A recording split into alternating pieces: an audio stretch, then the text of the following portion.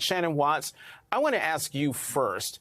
You've been organizing voters since 2012. Do those numbers in the Fox News poll that I just read extensively surprise you? They don't. I think we talk about this as though it's a polarizing issue in America, but in fact, the vast majority of Americans have and continue to believe that stronger gun laws make us safer, that the Second Amendment can go hand in hand with responsibilities. I think this polling is very bad news for the gun lobby, but it's very good news for public safety. We have known for a long time this is not a red or blue issue. This is a life or death issue. And more Americans are going to the polls and they're voting on this issue because they don't believe their families or their communities are safe. And let's make no mistake, what we saw in places like Tennessee and other legislatures run by MAGA Republicans is the fact that there is this toxic stew of gerrymandering, of racism, of gun extremism.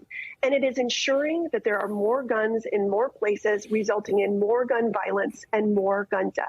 Mm-hmm.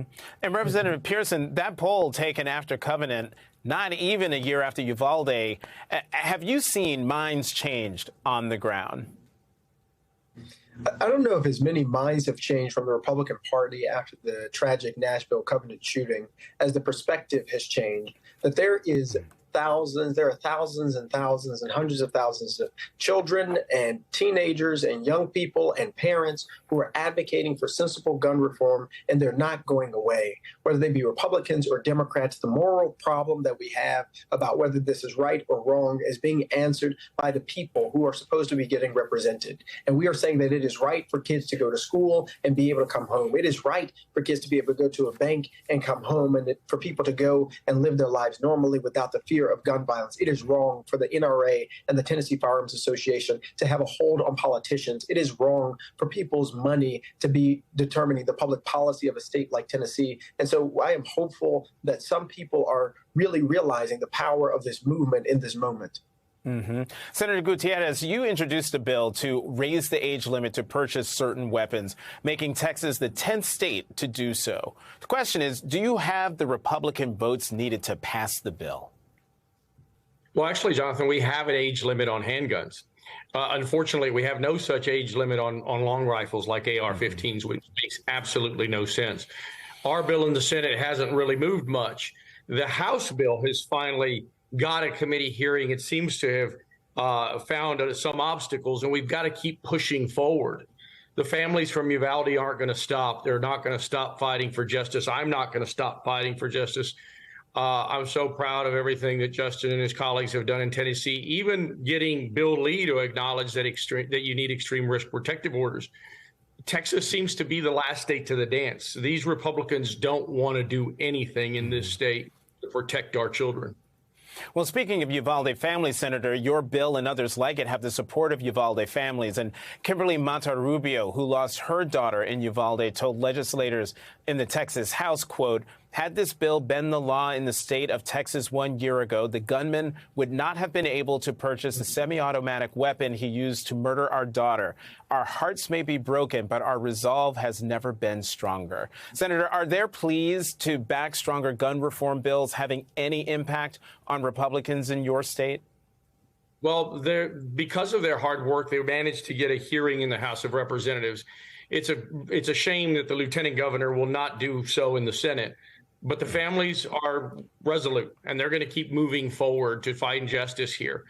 It's important to know that what happened in Uvalde, we have to look at these things, and they don't happen in a vacuum. All of that failure that the entire nation saw, we have to understand that when we're also talking about gun violence and the additional loss of life that happened when you had all of these good guys with guns, children still died. Mm-hmm. Representative Pearson, Axios is reporting Tennessee lawmakers probably won't return to the legislature to consider gun reforms until after July 4th. The Republican supermajority has historically been against gun restrictions. Do you think this time it'll be different? This time it must be different. The reality is this movement of people is not going away and is not being silenced. And it is good to see the governor make some steps, but it's not nearly enough. We need to have risk protection orders. We need to have an age limit on rifles. We need to ban assault weapons in our state. There's so much that we can do to make sure not only schools are safer, but our communities are safer, so that we don't have to go to funerals, as I had to go of my own classmate, Larry Thorne, earlier this year because of gun violence. We are living in a gun violence epidemic, and we have to take much more serious action as legislatures, particularly at the state level, to do something about this, to stop this violence from happening. And I'm hopeful that in Tennessee, we're going to see not just one law, but several laws passed that actually make our community safer, rather than these false solutions of arming teachers and arming security guards, things that we know will not have a serious impact in our communities.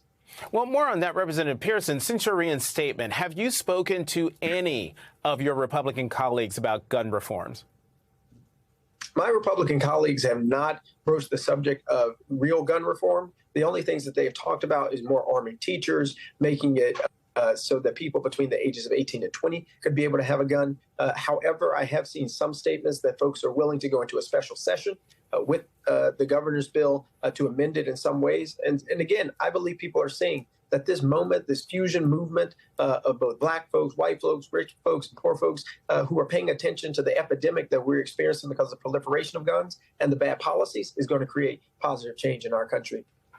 Shannon Watts, what do you say to people who don't understand the disconnect between the policies that are passed and what the public actually wants? When you have conversations about this with everyday Americans, with your family and friends, you realize that you have more in common than you don't on this issue. It is these gun extremists that we've elected to state legislatures or even in Congress who are standing in the way of forward movement. But I want to be clear, we're making huge progress on this issue. We have passed over 500 good gun laws in the last decade. We've stopped the NRA's agenda 90% of the year in state houses for the last 8 years in a row.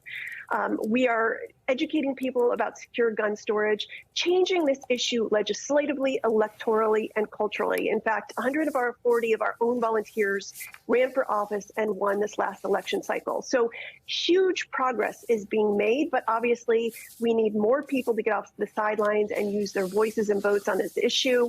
I would encourage people who want to get involved in our Mother's Day action to text the word FED UP to 64433. We have to show our lawmakers that there will be consequences for inaction. You know, Representative Pearson, let me get one more question into you before I go to Senator Gutierrez. Let me read you something my colleague David Brooks over on PBS wrote in the New York Times today. He wrote, Biden talks a lot about the struggle between democracy and authoritarianism at its deepest level. That struggle is between systems that put the dignity of individual souls at the center and systems that operate by the logic of dominance and submission. You met with President Biden this week. What do you make of that? I believe David Brooks is right in talking with President Biden and Vice President Kamala Harris. I believe they too recognize that what we are seeing at the state legislatures is the erosion of our democracy by expelling lawmakers who you disagree with. Now in Montana, silencing lawmakers who are seeking to advocate for those who have been pushed to the margins and the periphery and bring their voices to the center. We are seeing a really scary time in our American history with the erosion of our democracy and an assault on our democracy instead of real attention on issues that really can help people, focused on healthcare, eradicating poverty, things that we know government can do if it focused on caring for the last, the lost, and those made least. But instead, we're seeing real authoritarian and really anti-democratic behavior from leaders in our houses, like Speaker Cameron Sexton in Tennessee, who's silencing members and who he literally protected someone who had committed sexual assault against a 19-year-old intern at the same time that he was expelling us for advocating for the ban of assault weapons. Mm-hmm. We must preserve our democracy by advocating on behalf of the people who have been oppressed. And I believe Mr. Brooks is right. Senator Gutierrez, we all know the police were afraid to go into the classroom at Robb Elementary. Are any law enforcement officers saying privately that they don't want to face those kinds of weapons on the street? Would that make a difference in a red state? Well, Jonathan, I've seen hundreds of hours of body cam footage, and I've seen all of the exit interviews. The police were absolutely afraid. In their exit interviews, they were absolutely afraid of the AR-15. The speed of that bullet goes 3 times as much as any other regular pistol. The kind of bullets that this young man used turned back on themselves and tore through these little babies, just obliterating their bodies. America needs to understand that we're in a real crisis here, that we're really broken here, and that the Republican Party has truly made our community more dangerous. Let's be very clear here. The access and the proliferation of weapons in our country by the Republican Party have made our communities more dangerous. And Senator Gutierrez, as we approach the 1 year since the mass shooting at Robb Elementary, tell us about the families and how they're doing. You know, it's been very hard, Jonathan. I'm so proud to be their friend. I'm so glad that they brought me into their lives. I love these people. They're the strongest people I've ever met in my life. I don't know that I could do it. The whole thing is just the most horrific thing you could ever imagine. If you have children, it just breaks your heart. And I'm just glad to be part of their world. We just got to give them a lot of love and a lot of support, and understand that this could happen to any one of us. And we've got to change things. We're broken in this country. We have to change this now.